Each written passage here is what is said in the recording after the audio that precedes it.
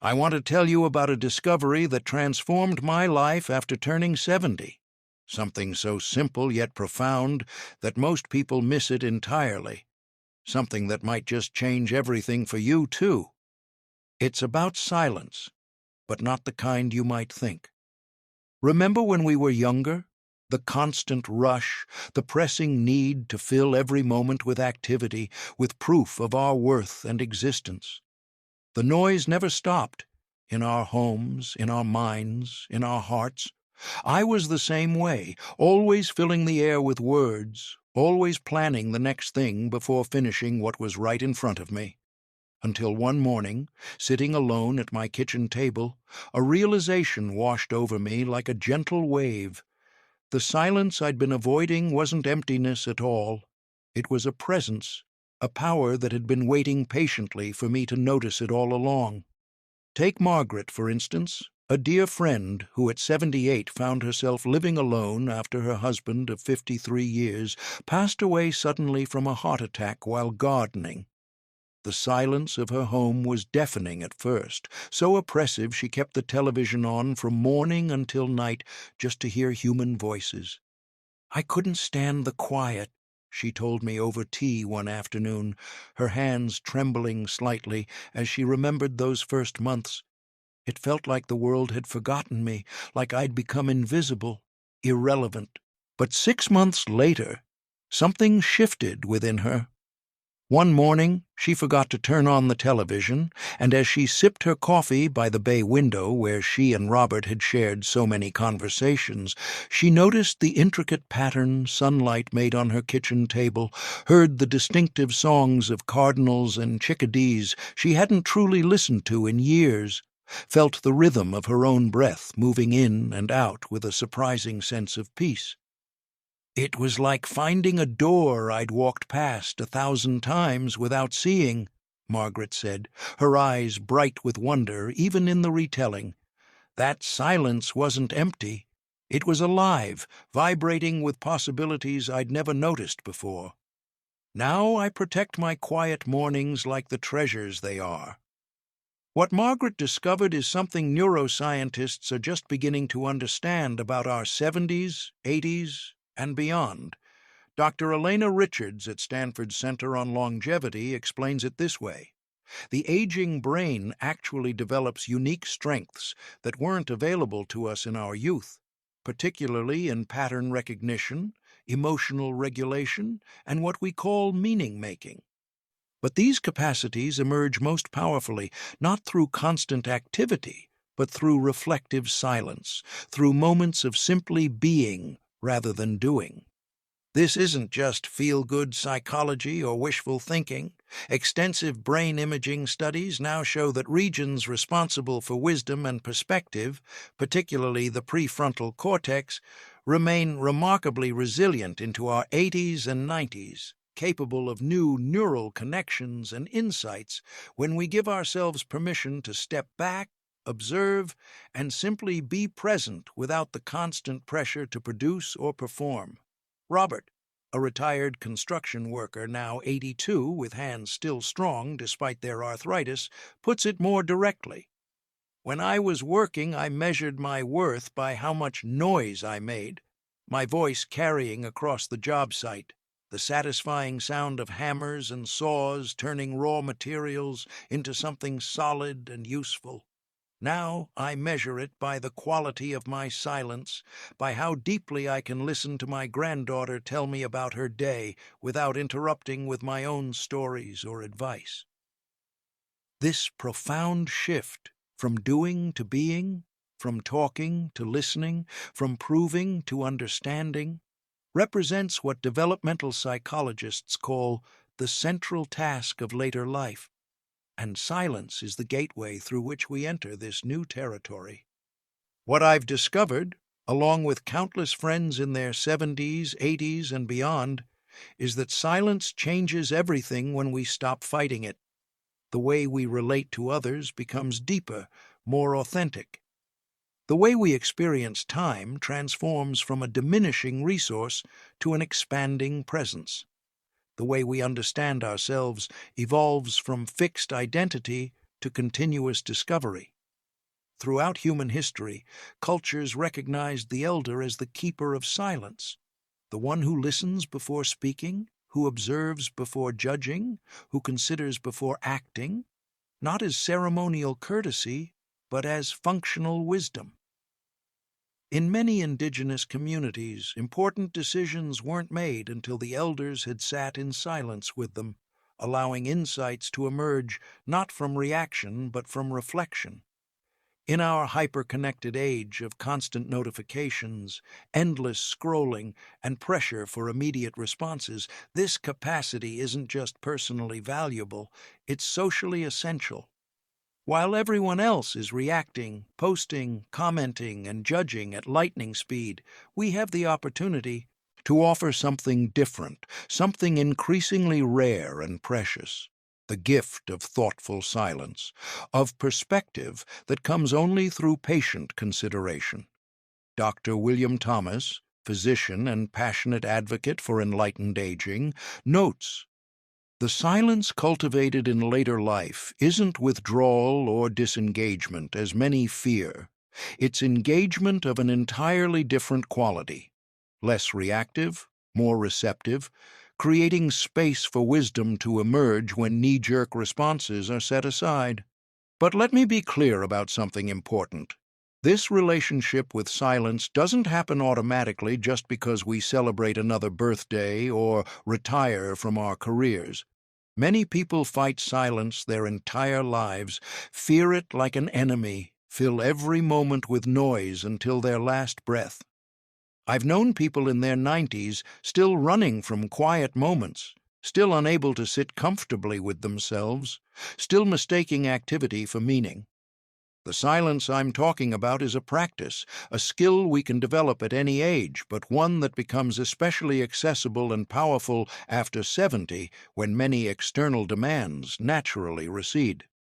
It starts with recognition, understanding that the quiet moments aren't empty spaces to be filled, but fertile ground where something new and valuable can grow. I'd like you to reflect for a moment on your own relationship with silence. When was the last time you experienced quiet, not as something lacking, but as something complete in itself? When did you last give yourself permission to simply be without doing, to listen without formulating your response, to observe without judgment? If you're watching with someone else, perhaps share your thoughts with them. If you're alone, consider jotting down what comes to mind, because awareness is where transformation begins. One of the most remarkable changes I've witnessed in myself and others involves how silence transforms our relationships. Jean, a retired elementary school teacher now 76 with silver hair she finally stopped dyeing, describes it with beautiful simplicity. "I used to think good conversation meant quick responses, clever comebacks, always having something interesting to say. Now I understand it's primarily about the quality of listening. When I truly listen without planning my next words, without filtering through my own agenda, something magical happens. People tell me things they say they've never told anyone. Not because I'm special, but because being truly heard is so rare that it creates immediate trust. This deeper listening isn't something we typically develop in our achievement-oriented younger years, when conversations often function as competitions or performances. But after 70, many discover what philosophers have called receptive attention, a way of being fully present with another person without imposing our own needs or expectations. Thomas, a retired judge now 84 who spent decades controlling courtroom conversations, laughs heartily when he talks about this shift. "In my courtroom, I was known for my incisive questions, my strong opinions, my ability to cut through nonsense. Now, my grandchildren tell me I'm the best listener they know. What they don't realize is I'm not being noble or selfless. I'm being completely selfish. There's such joy in truly hearing another person's mind and heart work, in witnessing their unique way of seeing the world without needing to correct or improve it. This quality of attention doesn't just enrich our personal relationships, it changes how we engage with the world's complexities and challenges. After decades of either-or thinking, many discover in their 70s a remarkable capacity for holding contradictions, for seeing multiple perspectives simultaneously, for embracing nuance without anxiety. Psychologist Laura Carstensen at Stanford calls this emotional complexity, the ability to experience seemingly opposite emotions at the same time: sadness and gratitude, loss and discovery, ending and beginning.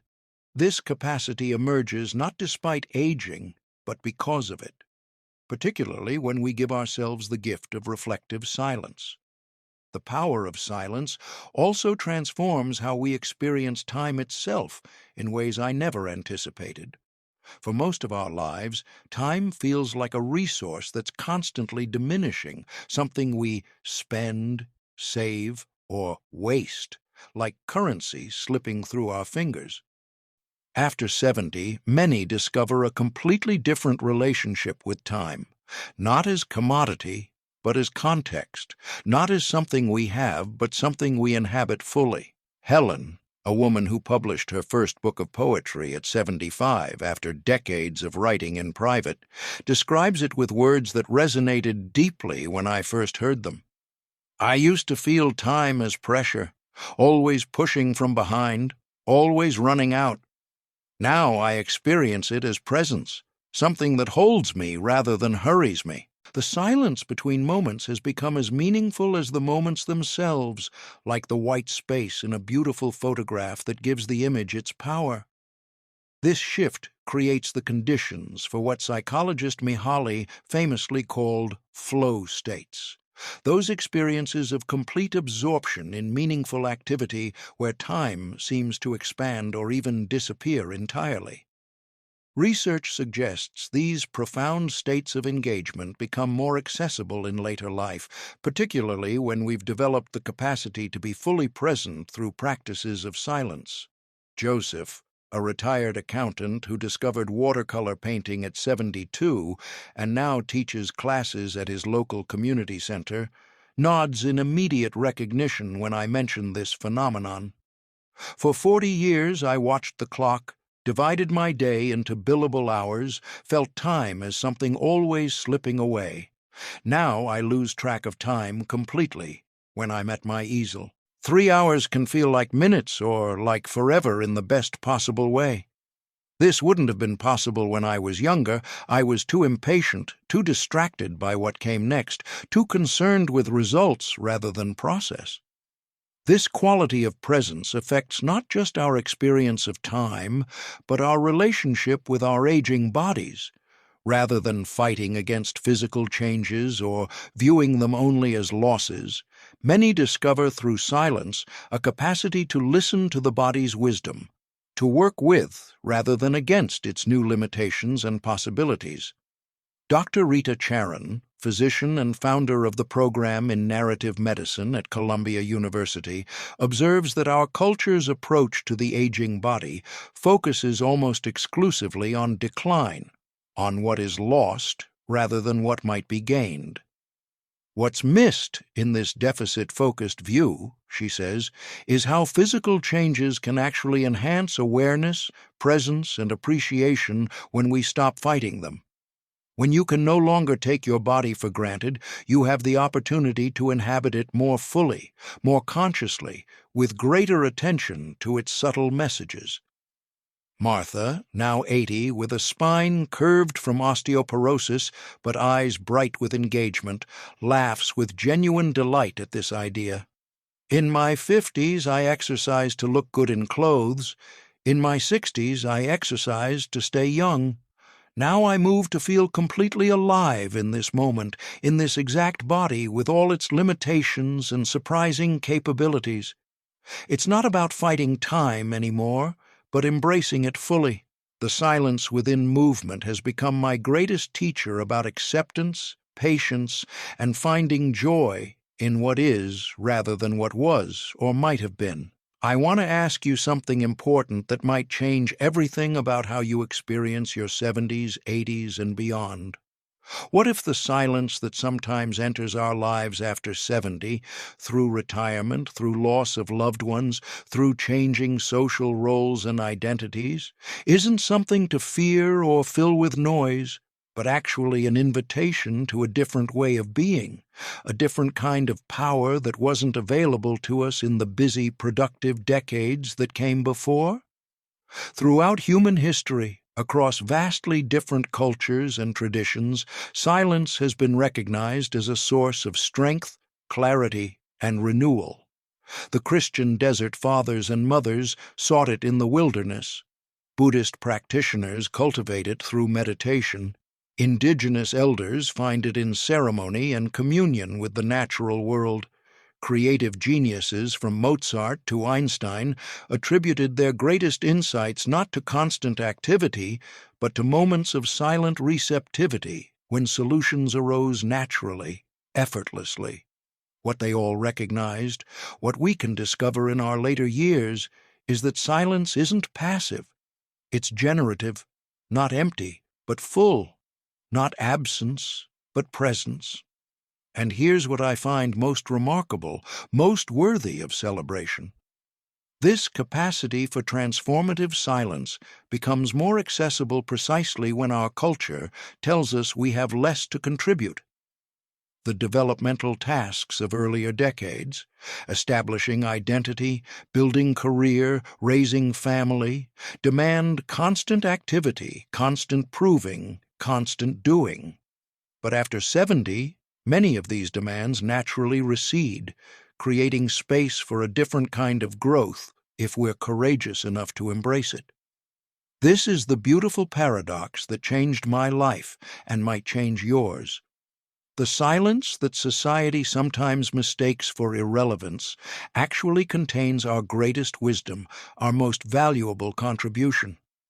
The qualities most desperately needed in our fragmented, polarized, reactive world: perspective that comes only through lived experience, patience with complexity, the capacity to listen deeply without immediate judgment, to see patterns across decades rather than just urgent moments. These emerge most powerfully from silence. Dr. Gene Cohen, founder of the Center on Aging at George Washington University, called this the creative age, not because we produce more in our 70s and beyond, but because we see differently, connect differently, understand differently. This creativity isn't about novelty for its own sake, but about what artist Agnes Martin called the creative response to life itself, the capacity to meet each moment, each challenge, each joy or sorrow with presence, perspective, and what philosopher Simone Weil beautifully called attentive love. So here's my invitation to you, watching this now, perhaps wondering if your best contributions are behind you, perhaps feeling increasingly invisible in a culture obsessed with youth and speed. Experiment with silence as a source of power rather than a reminder of loss. Start small, perhaps 5 minutes each morning before the day begins, or a quiet walk without distractions, or a moment of stillness before responding in conversation. Notice what emerges when you stop filling the space with noise, when you allow yourself to simply be present with whatever arises. You might discover what Elizabeth, a retired professor now 85, describes with quiet wonder in her voice. In the silence, I finally found my own voice, not the one I'd constructed to please others or succeed in my field, but something more authentic, more truly mine. Paradoxically, it's in silence that I finally heard myself clearly after decades of noise. Or you might experience what James, a former business executive now 79, who once prided himself on having immediate answers to every problem, calls the relief of not knowing.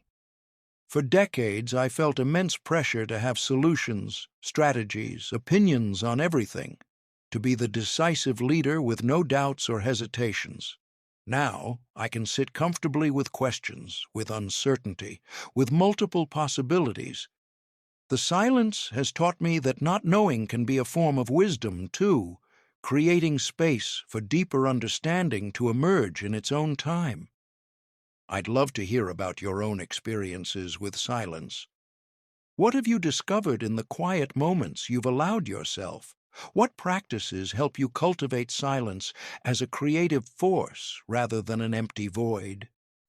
Share your thoughts in the comments below, or perhaps with a friend or family member who might benefit from this conversation. And if you're watching this and you're not yet 70, consider this a preview of something remarkable waiting for you. A developmental gift that our youth-focused culture rarely acknowledges or celebrates. The capacity for transformative silence doesn't require you to age, but aging creates unique conditions for it to flourish if we approach it with curiosity rather than fear. Remember this above all else. In a world that never stops talking, that worships productivity and speed, that increasingly substitutes information for wisdom, silence isn't weakness or withdrawal, it's power. The power to listen deeply when others can only react, to see clearly when others are distracted, to respond from wisdom rather than impulse. This is the gift waiting on the other side of 70, available to anyone willing to receive it. As the Zen saying goes, in the beginner's mind, there are many possibilities. In the expert's mind, there are few. Through cultivated silence, we rediscover the beginner's mind, not because we know less, but because we're open to more. This openness, this receptivity, this capacity for wonder even after witnessing decades of human experience with all its joy and suffering, this is the luminous gift that silence offers us in our later years if we're brave enough to embrace it, to sit with it, to allow its transformative power to work in us and through us. Thank you for watching this exploration with me today. May you discover the strength, clarity, and unexpected joy that awaits in the silence beyond the noise.